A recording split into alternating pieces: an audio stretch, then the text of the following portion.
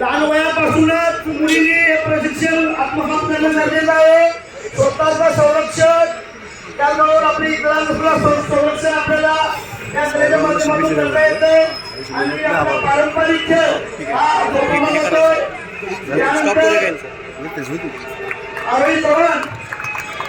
आरोग्य चव्हाण येत आहे दानपत्र प्राप्ती साध्य करण्यासाठी. आराध्य चव्हाण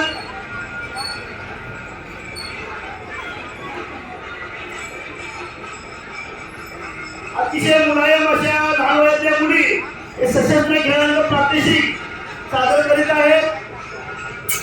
आता या वयात करत असली तर याच्यानंतर आवडण्याची प्रगती होऊ शकते. दैनंदिन याचा सराव करणं अतिशय महत्वाचं आहे.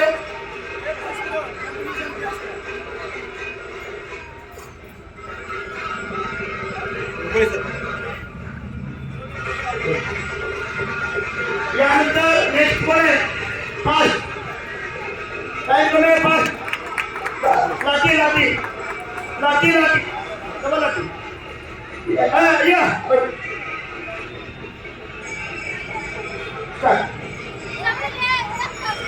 नाव सांग नाव. श्रेया कोळी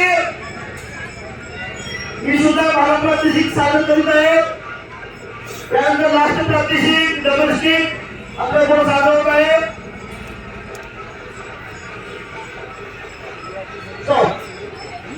त्यानंतर लास्ट प्रात्यक्षिक आहे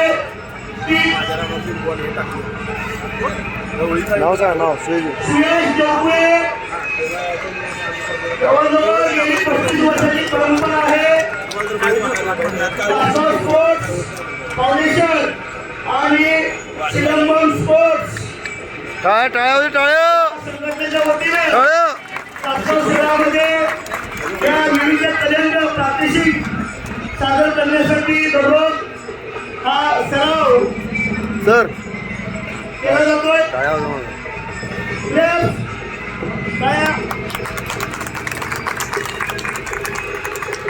जरा विद्यार्थी सर्वांनी टाळ्या वाजवायच्या जोरदार.